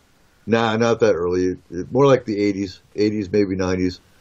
She was actually an HBO documentary specialist and did a series on cattle mutilations. That was her first interest, I guess. And then she got into crop circles, and she got into alien abduction and some of the other hotter topics, and well, now she covers everything. Well, then let's plan to try to get her for next year. I think that'd be awesome. But, you know, in general speaking, you know, they're not all like that, unfortunately, and there's a lot of them out there that, you know, unless they're going to get the recognition of a lot of people, they don't want to go if it's just some little tiny hole-in-the-wall Paracon. As I'm sure there's probably several of those small Paracons out there. So, you know, we started out, we've been fairly small, but we're about to make a big jump. I think we're about to make a really big jump here in the amount of people that we're going to get, and I'm hoping that it goes even bigger, because, you know, there again, like I said, if we can get to the point where our Paracon pulls 1,000 plus people, and then, you know, even more vendors, then it's more likely that we'll be able to get, you know, some more well-known speakers to be able to come out. Now, for those ones that are going to ask how much they're going to get paid for it. Well, not going to happen. But, you know. Well, and that's where you draw the line. If you're here to make a ton of money, this is the wrong Paracon for that. I love the speakers we got. Don't get me wrong. I love the fact that we've got keynote speakers that are quality and have no problem getting themselves here. Well, obviously, that's why,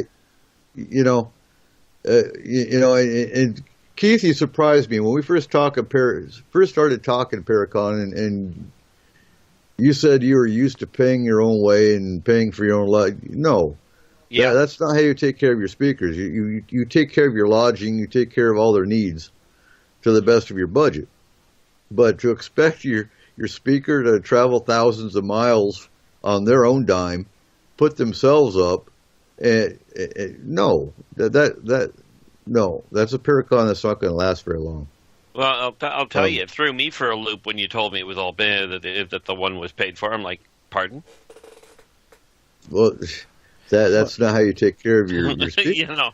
Well, the unfortunate reality, Cooper, is that, you say that's a Paracon that isn't going to last very long. Unfortunately, there's some of those Paracons that do just that, and they've been around quite a while, and they're big. However, that's not saying that that's the right way to do it, because it ain't. The right way to do it, at least as far as my opinion goes, is how we do it, which is, we take care of our speakers' lodgings. We take care of the meals that we can. We do what we can within what we can afford, and we have great, solid speakers. So when I'm saying, bigger name speakers and stuff like that, it's just, having a bigger name speaker just draws more people, that's all. It has nothing to do with the quality of the people that we have coming and doing our Paracon now, because they're excellent. They're some of the best people around. They're just not as well known, that's all. And like I was telling, I can't remember, I was telling Christina George, our Paracon is it's like a reunion every year. Because we're all friends. All of our speakers are friends of ours. They're friends of Forest Moon. And so our Paracon is a reunion. And for us it really is. The rest of it just falls into place. And they're a riot to come to. The funny thing about it is that everybody that comes to these things, and I mean, even I spend a lot of time talking to the different people that come, just the visitors, and they all come from such an incredible walk of life, and the one thing that draws them is trying to understand the unknown. Trying to find somebody to make sense of it. Well, and that's good. Go ahead. The other part of our Paracon, is that, the only part of what most of the public sees as the Paracon is, the day of. They come in and they see the venue and they see the people who are speaking and they get to listen. Most of those people don't get to see what's all behind the scenes, all the different stuff that we do behind the scenes. I mean, the night before Paracon, we have the speakers barbecue where everybody basically gets together and eats food and has beverages of different sorts. There's a little party happening the night before, so it's, big gathering of all the friends and stuff. We get together, and we have a great time before the next night. We try not to have too great a time because you do have to get up and actually go do some stuff the next day, but, and then really, there's stuff sometimes that we do after the Paracon where people still get together and stuff, for those who don't have to leave right away. And so, there's a lot of stuff that we do behind the scenes that make it such a hoot, especially for us of Forest Moon who put it on, and for the speakers who come in to enjoy that and do the actual Paracon the next day. So there's a lot more to it than what most everyone else gets to see. Oh, hands down. And of course, then there's, we have our speakers barbecue the night before. That's what we call the pre-party. And then we go to the hub. And the hub is the only bar in concrete. And it does have a spirit or two or three in it. that are documented. There's pictures of them on the wall. And so we go down there. An understatement. Yeah, right. Well, the whole town's haunted for one. But we take our EMF meters. The bartender that I don't know who's working this year on the 21st. I'll find out. But it's kind of cool because they kind of get into it too, and we take our EMF meters down there, and again, FMP is not a big tech oriented team, so we take the gear we do have, and we just have fun. And then of course we get up, some of them hungover, and start the day at Paracon. And then of course those VIP roundtables were done by 11 o'clock at night, and then we can breathe until the next year. But we're getting close to the end of the show. It's been a fun roundtable. Yeah, we got about 6 minutes. Yeah, I'm watching. Anyone got any last comments? Well, I'll tell you, I'm myself. Whoa. Go ahead. I just want to say thank you, you guys, and thank you for including me tonight. I would consider myself a skeptic, but just talking to you guys and going through the comments on FMP on Facebook, at the different comments and the different posts that you guys have put up, it's been a little bit more eye-opening than what you normally see in the media. And so thank you very much. Hey, thank you for coming on. It's been a pleasure. And we're about to open your eyes a whole lot more in the next year, because Cole's joining our team as our skeptic. And generally speaking, you can ask Markham, we take the worst skeptic and open their eyes real quick when our team describes the inside of their house from another state. The astral team does. That is. Yeah. Exactly. I hope not. It's pretty dirty. Well, I know we don't go over unannounced. It was only a week ago, I think, Eric, that I phoned you up and said I managed to get the money together to make the trip.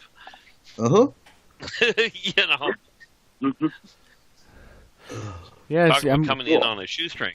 Yeah, well, tell me about it, because especially since you're the keynote, it would have been really kind of weird if you hadn't got that money together. Well, finances have been, I think for a lot of people they're a pain in the neck. But, quite frankly, I'm going to be booking for next year. As soon as I get back from this one, I'm going to be booking it off to make sure I can attend. Oh, yeah. Yeah. Cool. Yeah, I believe it's the 21st next year. Isn't that right, Cooper? We're going to discuss that. Let's not announce that just yet. Okay. Well, he didn't say what month. It'll be. That's true. It'll be somewhere around in that realm. I believe we're going to keep it in September, so it's going to be in that 20th to 23rd, somewhere in there. I think realm, somewhere in there. So we still got to look at the calendar. We got to set everything up, but I think it will be somewhere like that. We're going to move it to either the end of September or the middle. But the 21st, 22nd, Izzy and I were discussing that it is Mabon, which pulls a certain group of people out of the ability to come to Paracon because they're going to be doing their own celebration. Okay. So we're either shifting it to the end of September or the middle, but not the 21st, 22nd range. That's the only difference. Still September, just a shifting of a week. Yeah, I think my vote would probably be towards the end of it. Closer to the October I agree with time. That. I agree with that. Yeah, but then it gets cold, and I don't like the cold. Yeah, but you're going to be cold. You're going to be inside the whole time. You Come on live now. in Canada. I live in the desert. But you're only looking at the shifting Canada has a of desert? week. Ironically, last year I think we only had like 6 days of actual snow in Kelowna. Oh my goodness. I mean, it gets chilly, but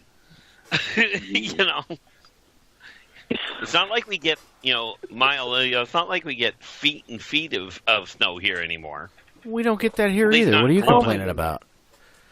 Huh? Yeah, we don't get that. We don't get that here either. What are you complaining about? Well, I gotta complain about something. Okay. And I certainly can't complain about the people at the Paracon. They're too much of a hoot to complain about. All right, and just a quick reminder for our listeners: there will be no show next week. There will be a replay playing through the Fringe. We'll get that coordinated. But we will be doing Paracon VIP Roundtable. We'll be either too tired to do the show next week, or we will be after VIP Roundtable out doing something else.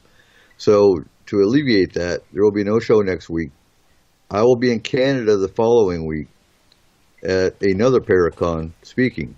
So Corey is in charge of S4, and oh wait, he's gonna do a post Paracon show possibly with different interviews, and I'll let him explain.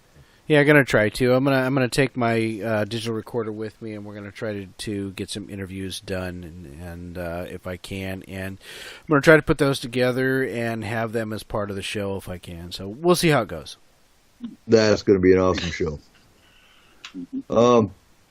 So with that, thank you everyone on the panel. It's been a great show. Yes, it has. And we're counting down days. I have I almost slipped. I have a ton of homework to catch up on tomorrow that I need to get done next week, tomorrow, so I can enjoy next week. Anyway, Corey, take us home. Can do. What was that? Welcome to you guys. Oh. So real quick, welcome Cole and Megan. Yep. Yes, thank you. Welcome. Thank you. All right, here we go. I would like to thank our panel tonight, our Keith Andrews, astrologer and alien specialist, Cole Wegletner, owner of Statement of Sound DJ Productions, Brent Dodge of our Astral team, and Megan Gearing, a retired Marine and member of FMP. Join us in 2 weeks at midnight Pacific Standard Time. We'll be having our post-Paracon show. You can find us on Spreaker.com, thefringe.fm, and KSVU 90.1 for our local listeners. I would like to thank all of our listeners, because without you, there is no S4. Good night, and remember, keep your eyes to the skies.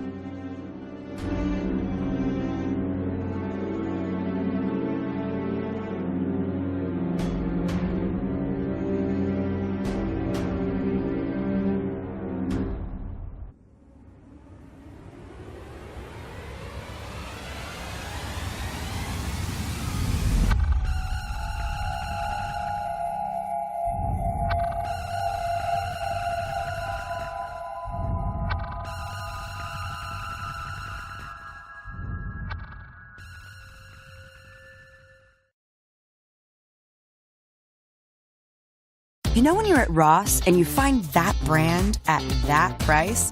Are you kidding me? That's Yes for Less. Yes! From the latest trends to your favorite brands, it feels even better when you find them for less at Ross. Yes for less.